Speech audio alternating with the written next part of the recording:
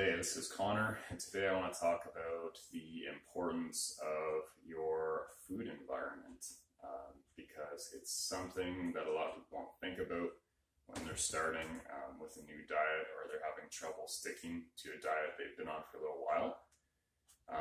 But it's one of those behind the scenes factors that can really add up over time and can be the difference between being tempted and caving and breaking your diet all the time or being consistent.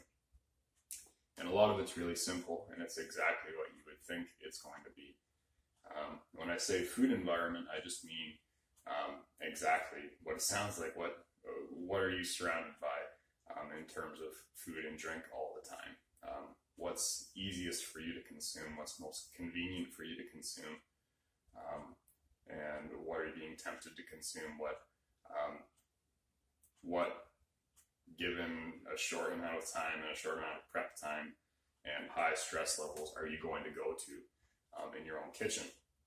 Because that's the context that a lot of diets are going to happen in. We can plan to eat perfect meals all the time, but occasionally the wheels come off the cart and you don't have a perfect meal planned and you come home a little late and tired and whatever else. And whatever's in front of you and ready to eat is probably going to be the thing you go to.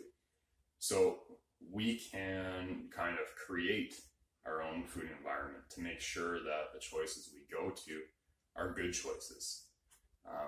So a few very simple things, and I do this, like, I'm not actively dieting to lose weight or for any specific goal other than performance right now. But I still do this with myself because I know that I'm not necessarily tempted to eat a lot of vegetables. I won't go out of my way to find vegetables. They're not that appealing to me most of the time. I know if they're prepared well, they can be delicious. A salad can be amazing, but most of the time, it's not the first thing my mind is going to go to. It's going to go to carbs or to meat or some kind of treat or something like that.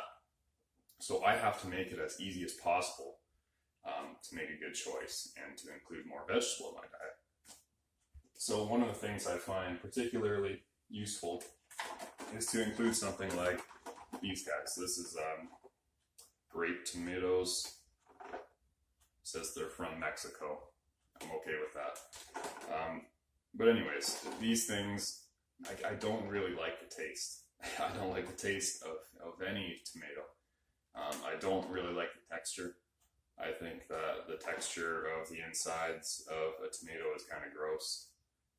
But eating smaller ones seems to diminish that a little bit, so at least there's that. But these things are relatively affordable, and they're pretty easy to find in the grocery store.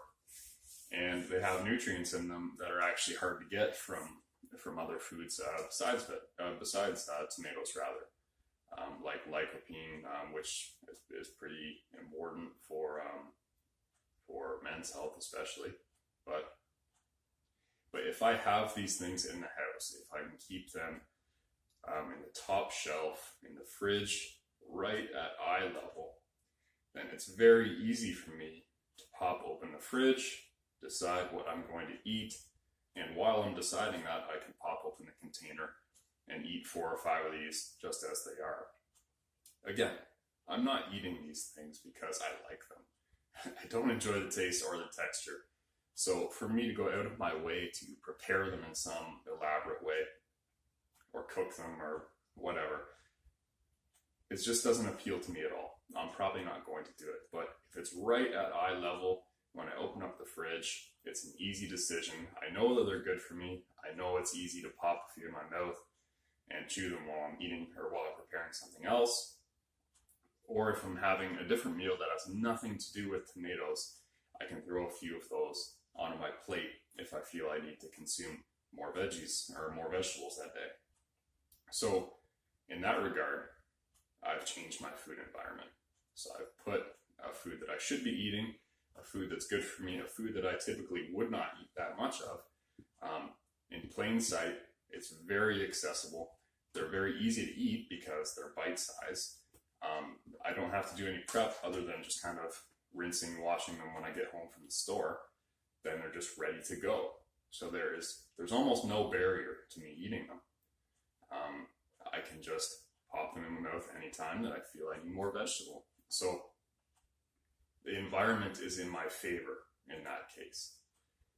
Now, if I did the opposite, if I put something right at eye level in the fridge or in a shelf or just sitting around in the kitchen, that maybe I don't need to consume more of, or that's not going to help my diet. Like we have bread out on the counter that's kind of visible all the time. Now, for me, I can have a lot of carbs right now because I'm not trying to diet that much and I train really hard. So it's not a big problem. I can eat those things. But if I was trying to lose weight and reducing carbohydrate intake was part of the plan, I wouldn't want those things right in front of me. A lot of people will have snacks and treats and cookies and things like that in a shelf that you can open up and it's right in front of your face and you can grab one out of the jar and boom, it's an easy snack. And that's a problem. It's too convenient. It already is convenient just because it's delicious and because you can pick it up and put it in your mouth. But if you make it visible, if you make it accessible within your food environment, it can be a real problem. So it helps you to take things like this that maybe you don't like, maybe you wouldn't eat that much of, but that you know are really good for you, and make them as convenient, or make that food as convenient for you to consume as possible. And take the opposite, the foods that you know you need to limit a little bit for your goals, and either don't keep them in the house, that's the easiest one, provided you don't cave every week and go and eat a liter of ice cream, or make them less accessible within the house. So if you're going to keep ice cream in the house and you know that's a problem, you know it's something you'll be tempted to eat, make sure you put it somewhere in the freezer that it's out of sight. So it's not every time you open the freezer, bam, ice cream right in your face. Put it in the deepest, darkest corner of your freezer. Put something else over top. Cover it with vegetable bags or something like that. Make sure it's not in your sight. And make sure that if you want it, if you're going to consume it, you're going to have to move a few things around it or move a few things off it. I know it sounds ridiculous, but people can be pretty lazy, especially when you're tired and you're stressed. And if you're sitting on the couch thinking, "Oh, I had a crappy day. I really want some comfort food. I shouldn't have it with my diet, but I really want it anyways." And then you think, "Oh, I have that ice cream in the freezer that I love to consume." If it's easy to get to, you might get off the couch and get it. But if you're tired and you're stressed, and you know it's going to actually take like a minute or two to dig it out, and then you got to get out the bowl and the spoon and whatever else. Hopefully you're eating out of a bowl and not the carton. But if you have to do those things, it might be enough to dissuade you from eating something that you shouldn't eat. So you can just kind of tweak your environment a little bit like that, so that the good choices are easier to make and the bad choices or the less appropriate choices are harder to make. Very simple fixes. Keep things out of sight if you don't want to eat them. Keep them in sight if you do want to eat them more, if they are better for you, if they are something that's going to help with your diet goals. Besides keeping them out of sight, you can make them easier to get to or more accessible in general. So like my little grape tomatoes, okay, they're washed, they're ready to go, they're bite-sized, it's easy. You can cook up a whole bunch of veggies, like a basic frozen California mix, something like that, and just put it in a Tupperware in your fridge. And you can pop a few of those, like a few carrots or broccoli or whatever, into your mouth at any given time. But if you have a full head of broccoli just sitting in the bottom of the fridge, there are a lot of barriers to eating that, right? You got to clean it off. You got to cut it up. You've got to present it in some other way because maybe broccoli isn't the most appealing thing to you taste-wise and texture-wise. Remove as many of those barriers as you can. So make sure it's prepared, it's ready to go. It's an easy decision, easy addition to whatever you're going to be doing. Have something out in front of your face like a fruit bowl. I don't typically like go out of my way for apples either. They don't really do it for me. But if they're in front of my face, there's a good chance that I'm going to choose an apple over some other carbohydrate source, and that might be a good fit for me. Maybe I'll get a little more fiber out of it. Maybe I'll get some of the vitamins that I need throughout the day, rather than having an additional piece or two of bread that I'm not getting as many nutrients from. So again, make it super easy for yourself. Like, I'll often make post-workout sandwiches, and because I love sandwiches, and I've just worked it really hard. I need me some carbs.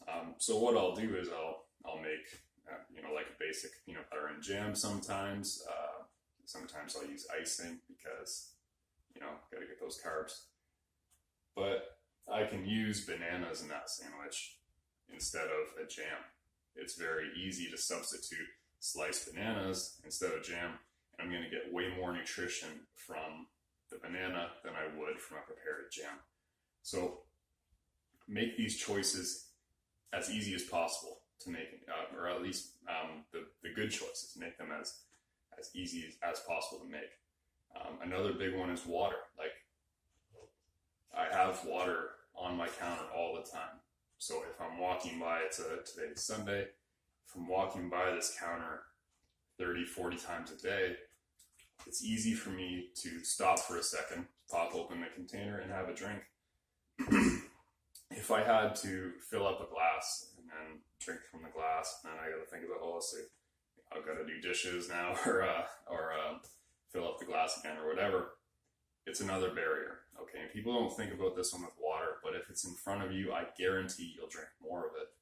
And I can't speak to your own personal needs, but most people don't drink enough, in my experience. Don't drink enough water, that is. I'm not talking about other things here. So keep it in front of you. Keep it accessible. After I finish it, or after I have even half of it, because I'm not tracking my water right now, so it's easy, I just fill it up again. So again, if I empty this container, I don't fill it up, now I've got to go all the way out of my way to fill up the container again. What a pain. Maybe I won't do it. But if it's sitting there full, it's eyeing me down, it's guilting me, I know I got to drink some more water, so it's an easy decision to make. So tweak your food environment to be as helpful as possible to your dietary goals, and make sure the good choices are as convenient as possible, and the bad choices or the poorer choices are as inconvenient as possible. And manage your sight lines and the visibility of those good things, and it's going to make it way easier to maintain your willpower and your dietary adherence over time. So whatever way you're eating, whatever diet you're on, you can use this, whether you're trying to eat paleo or vegetarian or low carb or high carb or whatever. Identify what choices are going to help you. Make those choices easier to make. Identify what choices are going to set you back, and make those choices harder to make. All right. So use that information. Don't forget to hit like and subscribe below, and I'll talk to you guys again soon.